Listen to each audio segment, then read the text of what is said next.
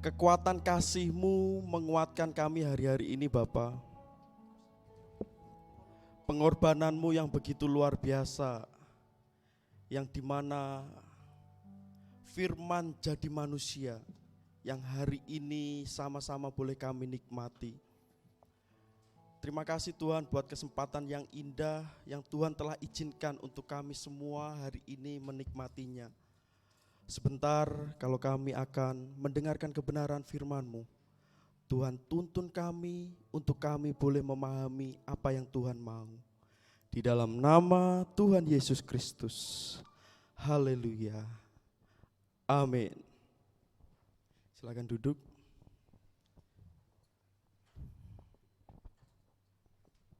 Shalom. Shalom. Ya. Saya bersyukur ya, saya di belakang sana itu merasakan kita seperti Natal Youth di tempat ini. Natal Youth GABMC. Tepuk tangan buat tim musik dan juga WL Singer yang sudah memberikan hal yang luar biasa untuk kita bisa sama-sama datang kepada Tuhan. Boleh tepuk tangan sekali lagi? Gak ikhlas ini. Ya, haleluya. Hari ini kita sedang belajar mengenai Christmas, Love, Faith, and Hope. Bersama-sama dengan saya, 1, 2, 3. Christmas, Love, Faith, and Hope. Teman-teman, ketika mendengar kata Natal, apa yang terpikirkan pertama kali dalam pikiran kita? Natal. Apa yang terpikirkan pertama kali? Wow, kelahiran Tuhan Yesus. Ada yang lain? Ketika mendengar kata Natal, apa yang terpikirkan pertama kali? Ulang tahun siapa? Ya, terima kasih. Oh, ulang tahun Tuhan Yesus. Ada yang punya pendapat lain? Yang pertama kali terpikirkan mendengar kata Natal atau mendekati hari-hari Natal biasanya terpikirkan apa sih? Kado. Lainnya? Apa? Pohon Natal. Ya. Liburan, benar. Kemana kita just liburan kita? Ada yang lain? Iya, lagu-lagu Natal seperti tadi sudah dinyanyikan. Hai mari berhimpun. Wih, enak ya. Oke, next. Ada Santa Claus. Wah, ini saya masih tanda petik ya. Santa Claus gimana ini? Tiba-tiba datangin rumahnya Jeffrey, ketuk dan kasih hadiah gitu? Acara TV ya, acara TV Santa Claus ya. Oke. Dari yang teman-teman jawab tadi, memang itu yang terkadang kita pikirkan ketika mendengar kata Natal. Bahkan ada yang berpikir juga ketika Natal bertemu dengan jemaat yang sama sekali tidak pernah datang setiap minggunya. Nah, di momen Natal pasti aku akan ketemu dengan orang ini. Nah, pas Natal aku pasti ketemu dengan orang ini. Kenapa? Datangnya cuma ibadah Natal. Saya lihat di sini nggak ada sih. Semua setiap minggu datang. Nggak cuma hanya momen-momen Natal datang toh. Nggak, puji Tuhan. Ya itu yang terkadang juga terpikirkan, oh kalau momen Natal pasti aku ketemu jemaat yang sama sekali tidak pernah datang setiap minggunya. Ada juga yang berpikir, nanti hiasannya wow mewah, pohon Natalnya luar biasa. Pas hari Minggunya B aja. Nah, mungkin tidak sesuai ekspektasi. Nah, ini yang kita pikirkan ketika momen Natal. Tapi yang perlu kita sadari, yang kita sebutkan itu tadi bukanlah apa? Bukanlah satu-satunya yang ada di momen Natal. Karena kita tahu sendiri, tadi yang menjawab kelahiran Tuhan Yesus, wow luar biasa. Terus yang, oke, satu pertanyaan. waktu momen Natal, momen apa yang bisa dinikmati orang yang juga tidak percaya kepada Tuhan? Kira-kira apa yang bisa dinikmati?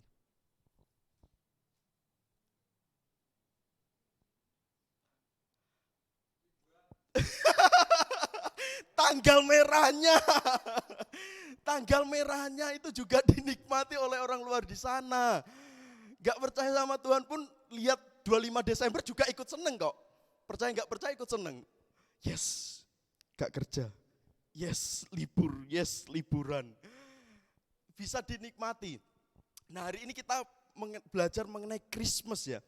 Hari kelahiran Tuhan Yesus, di mana ini saya mau sama-sama mulai memikirkan yang harusnya pertama kita pikirkan adalah firman jadi manusia yang diam di antara kita.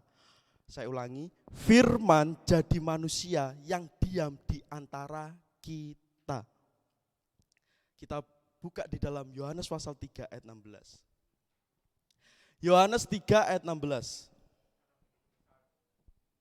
Oke, mungkin di antara kita juga ada yang sudah hafal ya. Atau coba jangan ditayangkan dulu Jos. 1, 2, 3. Karena begitu besar kasih, oh ya udah tampilkan aja Jos. Ternyata banyak yang gak hafal. 1, 2, 3.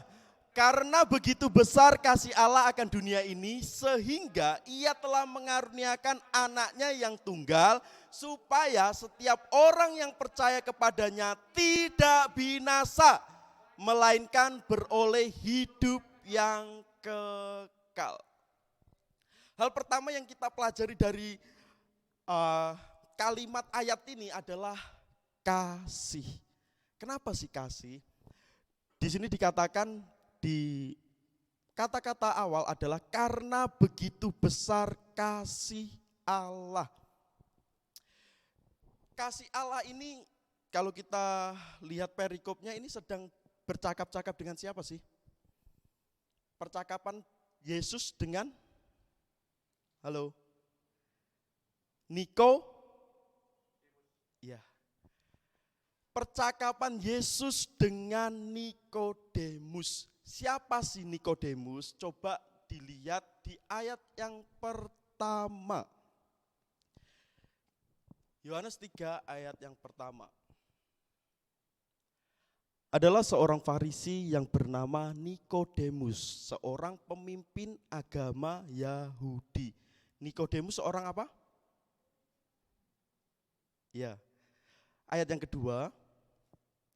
Ia datang pada waktu malam kepada Yesus dan berkata, Rabi, kami tahu bahwa engkau datang sebagai guru yang diutus Allah, sebab tidak ada seorang pun yang datang mengadakan tanda-tanda yang engkau adakan itu, jika Allah tidak menyertai. Kita tahu Nikodemus seorang pemimpin agama Yahudi. Nah, berarti Yesus sedang bercakap-cakap dengan Nikodemus. Pemimpin agama Yahudi itu adalah pemimpin orang yang cendekiawan, orang yang terpelajar, orang yang terdidik, tidak sembarangan, tapi menghampiri Yesus. Perhatikan kasih Allah. Nah, kalau Yesus sedang berbicara dengan Nikodemus, berarti Nikodemus kenal Allah yang dimaksud adalah Allah yang juga ada dalam perjanjian lama. Mungkin teman-teman di antara kita sempat membedakan ya bahwa Allah dalam perjanjian lama dan baru itu beda. Loh kok bisa? Iya, di perjanjian lama Allahnya kejam, perjanjian baru Allahnya maha pengasih. Tapi justru di sini Yesus mau memberitahu kepada Nikodemus bahwa begitu besar kasih Allah, sama, Allahnya sama, Allah dalam perjanjian lama dan baru sama. Allah yang kasih, Allah yang adil. Dan ini mau supaya dimengerti Nikodemus sebagai pemimpin agama Yahudi, supaya ngerti bahwa Allah yang sama itu yang mempunyai kasih yang begitu besar. Kasih yang begitu besar. Coba perhatikan. Dikatakan tadi melakukan tanda-tanda mujizat. Kira-kira Nikodemus ini sudah tahu tanda-tanda mujizat apa sih yang dilakukan Yesus? Di pasal yang kedua, tanda apa? Perkawinan. Halo, pasal yang kedua. Perkawinan di Kana, yaitu air menjadi air menjadi anggur. Nah ini mujizat yang Nikodemus lihat. Makanya Nikodemus menghampiri, kita tahu sendiri bahwa pada saat Yesus melakukan mujizatnya di pasal yang kedua, banyak atau orang yang sedang melihat tanda itu. Tapi coba perhatikan, sedikit yang percaya kepada Yesus. Dan di pasal yang ketiga, Nikodemus menghampiri Yesus dan mempertanyakan hal-hal yang berbicara mengenai apa? Kelahiran baru. Sampai dibilang gini, loh mana mungkin orang yang sudah besar dilahirkan kembali. Kalau kita ngikutin pemikiran ini, mungkin gak sih? Orang yang udah besar seperti saya dimasukkan ke perut ibu saya atau mama saya terus dilahirkan kembali. Mungkin gak? Enggak. Sebab yang Yesus sedang ajarkan kepada Nikodemus bukan lahir kembali yang seperti itu. Tapi lahir kembali yang seperti apa? Ketika dia percaya kepada Yesus. Jadi orang yang percaya kepada Yesus pada saat itu juga dilahirkan kembali. Ingat ya, orang yang dilahirkan kembali adalah orang yang percaya kepada Yesus. Jadi di awal-awal itu kita sudah mengerti bahwa Nikodemus itu seorang pemimpin agama Yahudi. Nah, coba perhatikan Yesus pada saat melakukan mujizatnya menjadi berkat buat orang-orang di sekitarnya. Ternyata Nikodemus ini adalah salah satu orang yang terberkati dengan apa yang dilakukan Yesus. Sehingga dia datang kepada Yesus. Di antara kita, setiap kita mungkin juga pernah jadi berkat dalam hal-hal yang kita lakukan. Orang terberkati dengan talentanya, orang terberkati dengan sikapnya, orang terberkati dengan apa yang dilakukannya, terberkati dengan pelayanannya. Orang mungkin terberkati dengan apa yang kita lakukan, sehingga tiba-tiba ada orang yang melihat hal yang kita lakukan dan terberkati, datang kepada kita. Coba di ayat yang ketiga tadi, Yohanes pasal 3 ayat yang kedua. Kan sudah buat mujizat dan ada orang terberkati. Ayat kedua, ia datang pada waktu malam kepada Yesus. Datangnya pada waktu apa? Malam. Pernah gak sih kalian didatangin seseorang yang terberkati dengan kalian pada saat malam hari? Atau pada saat kalian sibuk-sibuknya? Pernah enggak? Jeffrey, terima kasih tadi aku terberkati dengan sikapmu. Aku mau bertanya-tanya ini tentang kekristenan. Kira-kira apa yang kita respon?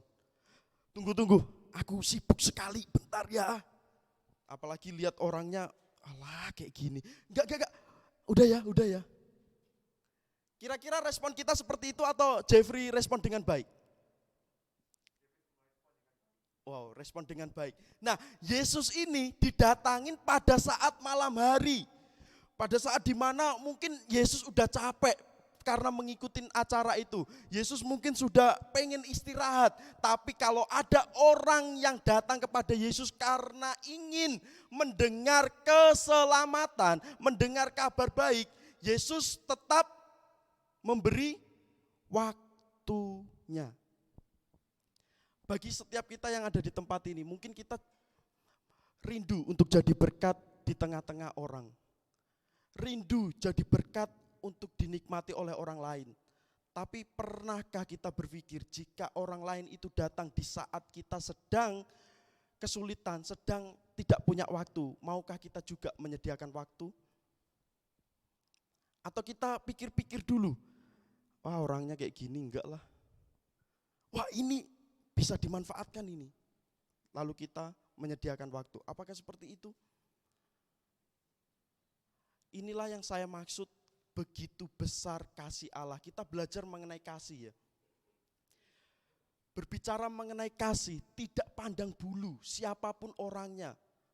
Adalah layak untuk setiap kita memberitakan Injil dengan sungguh-sungguh kepada siapapun orangnya. Saya tegaskan sekali lagi, adalah layak kita memberitakan Injil kepada siapapun orangnya dengan sungguh-sungguh. Inilah kasih. Tuhan gak melihat ini sudah malam atau sudah apa. Kalau orang lain itu rindu untuk mengerti kebenaran firman Tuhan, Tuhan menyediakan waktu. Persoalannya kita kan kadang, ya kita memang punya deadline.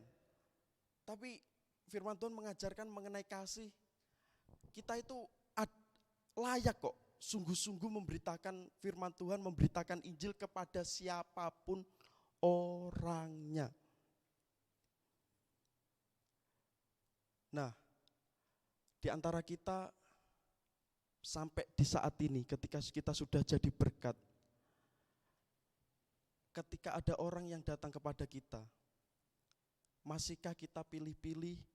Masihkah kita tidak mau dengan sungguh-sungguh? Ya mungkin orang ini banyak bertanya, ya mungkin orang ini gak paham-paham, tapi tetap layak untuk kita menyampaikan kebenaran firman Tuhan. Loh, Nikodemus itu tanya kepada Yesus itu sampai benar-benar gak satu kali dua kali pertanyaan loh. Tapi Yesus tetap meladeni sampai tuntas supaya Nikodemus mengerti. Di dalam tradisi Kristen, Nikodemus ini matinya itu mati martir, teman-teman. Matinya itu mati martir. Jadi kita invest waktu untuk kerajaan surga itu enggak sia-sia, teman-teman. Mati martir, kemudian pada saat di dalam Yohanes pun, dia menjadi pembela Yesus ketika Yesus dijelek-jelekin oleh orang Farisi lainnya.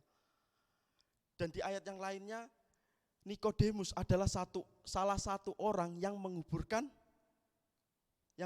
siapa? Yesus. Inilah yang saya bilang, ketika kita mengasihi, memberi kasih kepada orang, kasih kita itu tidak akan pernah sia-sia, tidak akan pernah kembali dengan sia-sia. Kasih ini mungkin sudah banyak dibahas oleh orang, kasih ini tidak terbatas, kasih ini tidak bersyarat. Tapi yang perlu saya tekankan di sini adalah praktek untuk kasih ini. Dalam kehidupan sehari-hari, bisakah kita belajar dari keteladanan Yesus? Enggak hanya muluk-muluk karena begitu besar kasih Allah akan dunia ini. Enggak, layani satu orang dulu. Kasih Allah itu sudah disediakan bagi setiap kita. Nah, mau enggak kita melayani satu orang yang ada di antara kita yang datang dengan sungguh-sungguh untuk kita bantu. Ini berbicara mengenai kasih. Nah, yang kedua, oke, tunggu. Karena begitu besar kasih Allah akan dunia ini. Kata dunia, ini bukan memakai kata earth. Atau bukan memakai dalam bahasa Inggris earth yang berarti bumi, bukan. Tapi world.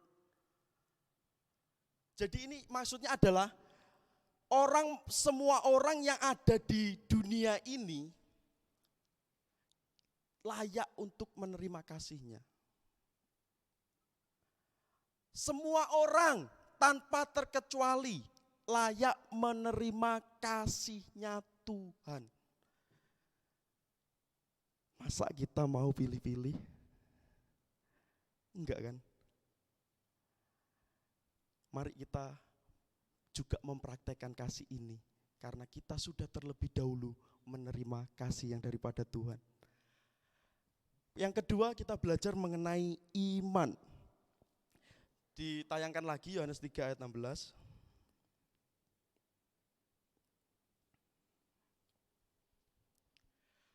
Karena begitu besar kasih Allah akan dunia ini, sehingga ia telah mengaruniakan anaknya yang tunggal, supaya setiap orang yang percaya, kata percaya ini berbicara mengenai iman. Iman kepada siapa?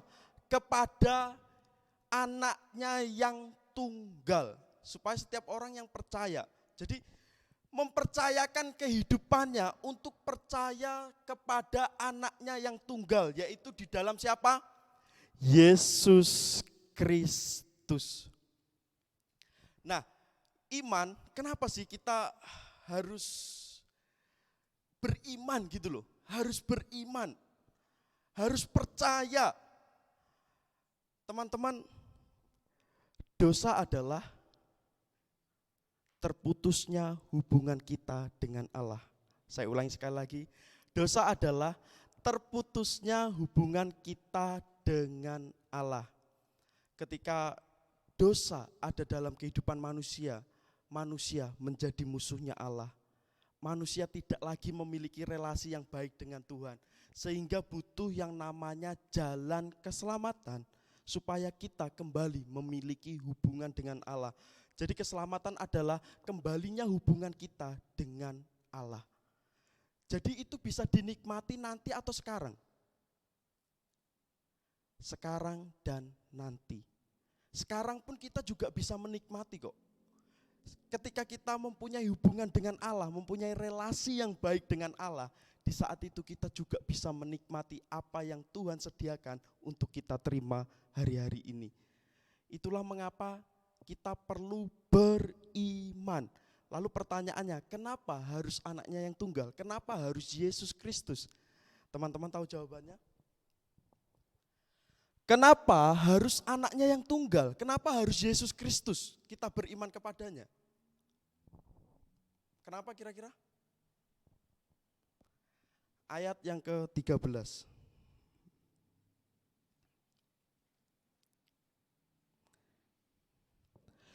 Tidak ada seorang pun yang telah naik ke surga selain daripada Dia yang telah turun dari surga, yaitu Anak Manusia. Ayat yang sederhana tapi cukup menjelaskan bagi kita. Kenapa harus Yesus Kristus sebagai jalan keselamatannya? Kenapa Yesus Kristus harus rela-rela turun dari surga ke dunia ini? Karena jawabannya, tidak ada seorang pun yang telah naik ke surga selain daripada Dia yang telah turun dari surga, yaitu Anak Manusia. Jadi tidak mungkin kita ke surga kalau tidak melalui Dia yang telah turun dari surga. Amin. Amin. Yang telah turun dari surga. Mengapa ini adalah iman kepercayaan kita? Kita menginginkan yang namanya keselamatan. Sehingga ketika hal ini yang kita inginkan, inilah jawabannya, inilah solusinya daripada masalah terbesar kita, yaitu dosa. Dosa itu masalah terbesar loh teman-teman. Ada seorang pada saat musim panas atau musim kemarau, seorang ini sedang meminta-minta di depan sebuah toko. Sedang meminta-minta, kemudian si yang punya toko ini keluar lalu mengatakan, maaf saya tidak memberi kamu uang, tapi saya memberi kamu banyak jas mantel, untuk mantel jas itu loh. Saya beri kamu mantel jas, saya enggak beri kamu uang. Loh terus ini saya untuk apa? Ya terserah, kamu mau jual mau apa ya terserah, kamu untuk kamu sendiri. Ingat tadi waktunya di saat apa? Musim kemarau, musim panas. Lalu dia berpikir, alah ini musim panas, kok dikasih jas mantel sih? Kira-kira laku enggak kalau jualan jas mantel di saat musim kemarau? Lalu dia berpikir, oke lah jual di samping jalan dekatnya lampu merah. Mungkin dilihatin orang, aneh ini jualan jas kok di saat panas-panas, bukan di saat musim penghujan. Mungkin ada juga orang yang mencibirnya, enggak laku. Tapi orang ini tetap stay di situ. Sampai beberapa jam tiba-tiba hujan. Dar, petir. Orang yang tadinya mungkin mengata-ngatai balik lagi untuk beli jas mantelnya. Orang yang mungkin tadi mengata-ngatai balik lagi untuk beli jas mantelnya. Sampai orang ini bingung. Kok bisa ya? Sampai orang ini yang jualan pun bingung. Sehingga dia melihat jas mantelnya habis tidak tersisa. Bukankah ini strategi dagang? Kalau teman-teman ingin menjual sesuatu, tanamkan bahwa dia membutuhkan sesuatu itu. Saya juga belajar mengenai dagang-dagang sekalipun saya belum buka usaha juga. Kalau teman-teman ingin menjual sesuatu supaya laris, tanamkan ke orang tersebut bahwa dia butuh sesuatu itu. Atau buat keadaan bahwa dia membutuhkan sesuatu itu. Nah ini persoalannya hujan. Masa kita bisa buat hujan kasih kayak apa? Kayak di TV-TV itu ya, buat drama itu, kasih hujan supaya orang beli jas, kan enggak mungkin. Atau kita kerjasama dengan Tuhan, aku jualan jas, nanti pada saat aku jualan, Tuhan kirimkan hujan, kan enggak juga. Tapi ini, orang ini merasakan. Nah, dari cerita ini saya mau bilang gini loh, mengenai keselamatan, mungkin orang itu hari-hari ini tuh enggak butuh, karena enggak merasakan kalau dia hari ini butuh keselamatan itu. Keadaannya sedang tidak membuat dia butuh. Tapi coba kita pelan-pelan berpikir hari-hari ini ya. Tahun kemarin, ya sampai mungkin tahun ini, kita mengalami yang namanya COVID-19. Setiap orang tanpa terkecuali mengalami hal ini. Setiap orang tanpa terkecuali mengalami hal ini. Tidak jauh lama ada yang namanya bencana alam. Baik banjir, gempa bumi, dan lain sebagainya. Orang-orang pun yang tadinya santai-santai juga tidak berpikir bahwa di hari itu dia akan meninggal. Orang yang tadinya santai-santai, canda tawa, iya. Tapi hari itu adalah hari terakhirnya dia tertawa. Kalau mungkin di saat ini kita masih beribadah keluar dari tempat ini, kita juga gak ada yang tahu kok. Beberapa jam kemudian, 1 hari, 2-3 hari kemudian kita gak ada yang tahu. Memang ini adalah ibadah terakhir kita di tahun ini. Tapi tentu kita masih pengen bertemu di tahun depan, bukan? Tapi itu kita tidak ada yang tahu. Nah bukannya ini adalah suatu pengingat bagi kita bahwa hari ini pun sebenarnya kita sudah membutuhkan keselamatan. Sebab tidak ada satupun di antara kita yang tahu kapan kita dipanggil. Hal ini saya merenungkan juga pada saat kemarin pemakaman juga ya, pada saat Ko Budi menyampaikan firman Tuhan, kita itu mendapatkan kepastian kok. Yang pertama, kita itu sudah pasti akan meninggal. Yang kedua, kepastian juga kita dapat ketika kita percaya kepada Tuhan Yesus, kita memperoleh hidup yang kekal. Dua kepastian ini yang ada di antara kita. Makanya pengingat itu, mari kita menyadari, sudahkah kita menerima Christmas itu, menerima kasih yang begitu besar itu dengan percaya kepadanya. Amin. Yang ketiga, yang terakhir adalah pengharapan. Kembali di ayat 16. Karena begitu besar kasih Allah akan dunia ini sehingga ia telah mengaruniakan anaknya yang tunggal supaya setiap orang yang percaya kepadanya tidak binasa melainkan beroleh hidup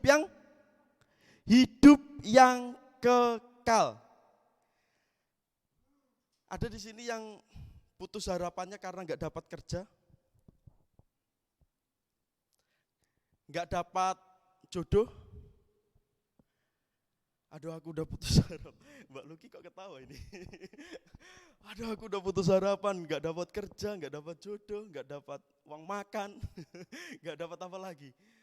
Ya itu harapan, itu juga harapan loh ya. Kita mengharapkan kita punya mobil, kita punya rumah, punya istri, punya suami, dan lain sebagainya.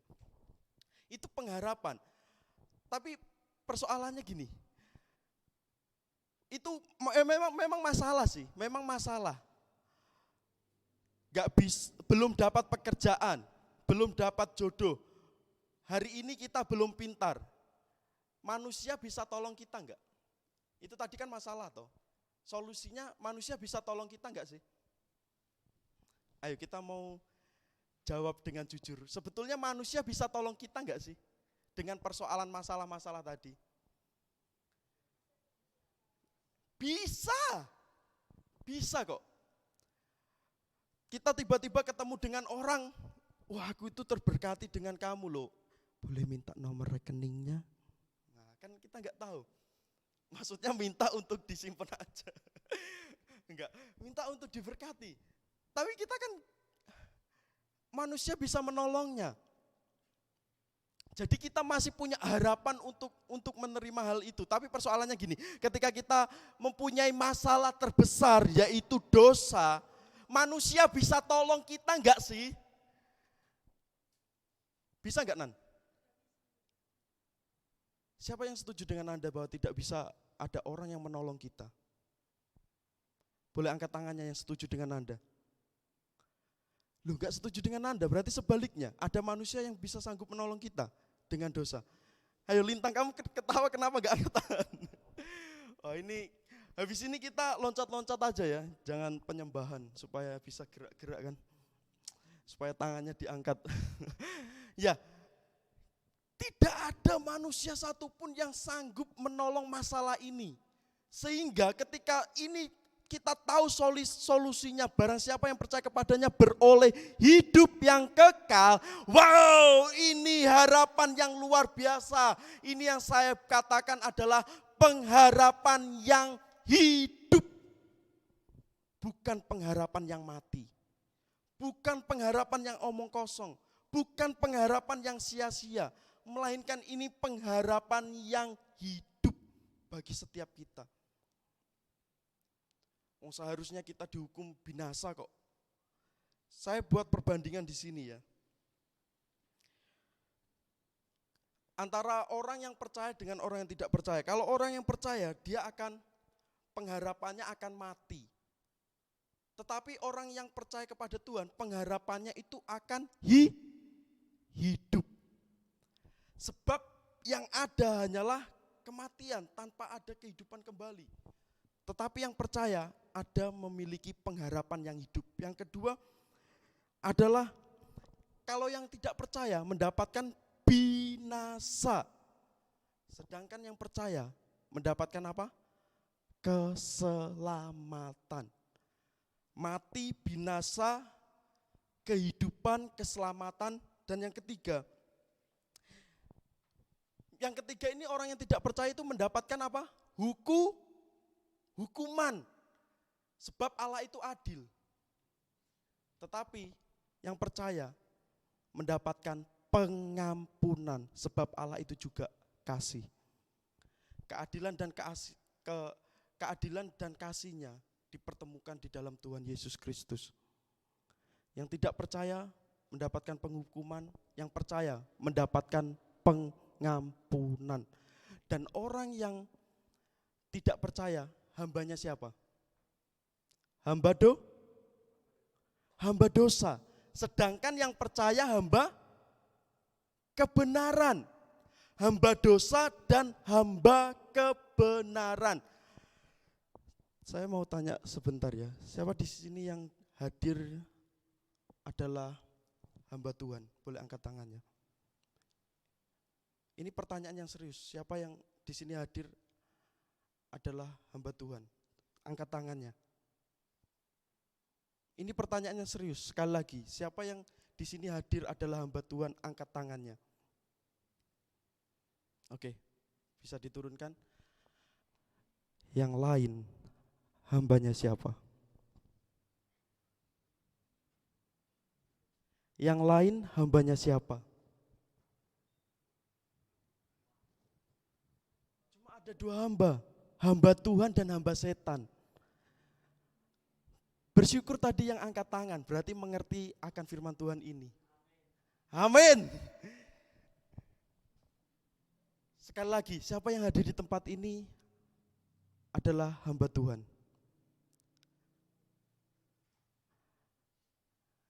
Jangan ragu-ragu, siapa yang di sini adalah hamba Tuhan. Terima kasih. Sebab sesungguhnya cuma ada dua hamba, hamba setan dan hamba Tuhan. Dan hamba setan adalah mereka yang tidak percaya, tetapi yang percaya adalah hambanya Tuhan. Pertanyaan sekali lagi, siapa di sini yang hamba Tuhannya full time? Boleh angkat tangannya. Pertanyaan yang serius. Yang hamba Tuhan full time. Boleh angkat tangannya sekali lagi. Hamba Tuhan full time. Oke. Hamba Tuhan yang part time. Boleh angkat tangannya sekali lagi. Ini pertanyaan serius. Hamba Tuhan yang part time. Oke. Pertanyaan berikutnya, hamba Tuhan yang freelance. Boleh angkat tangannya? Ayo, ini pertanyaan serius, hamba Tuhan yang freelance.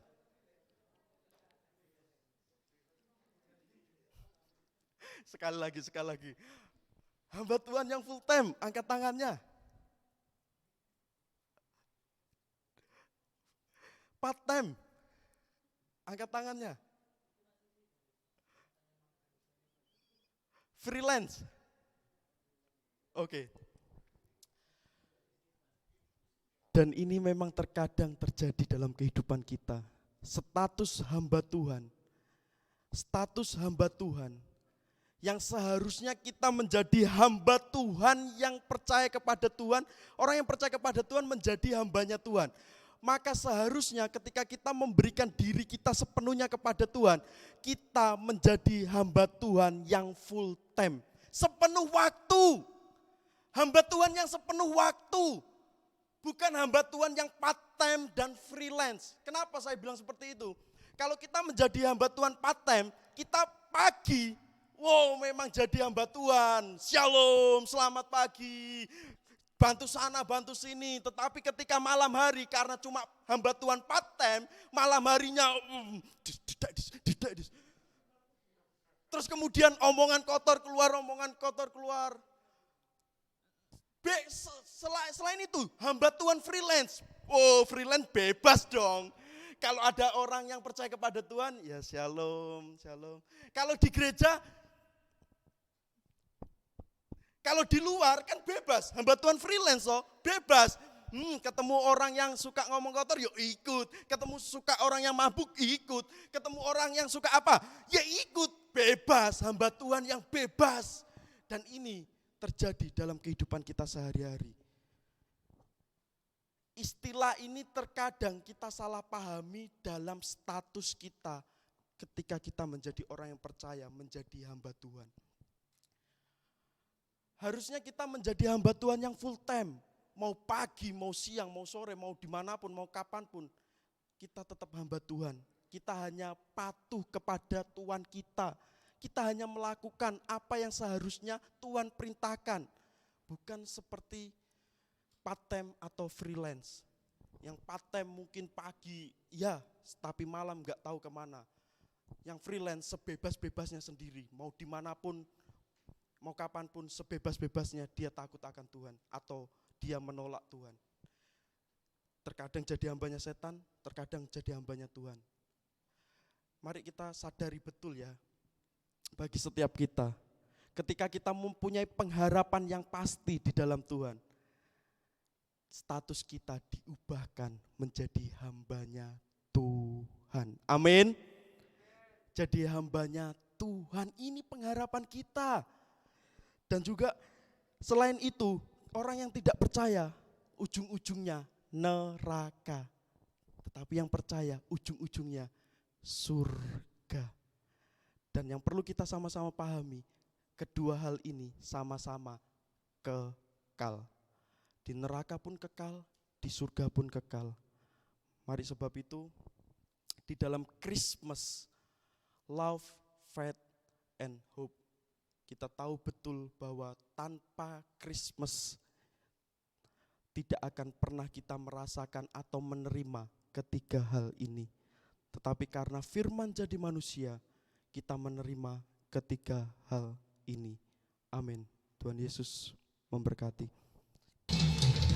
Bapa kami yang di surga, kami percaya bahwa sembah dan raja Engkau dalam setiap kehidupan kami. Kami mau sembah Engkau sebagai raja.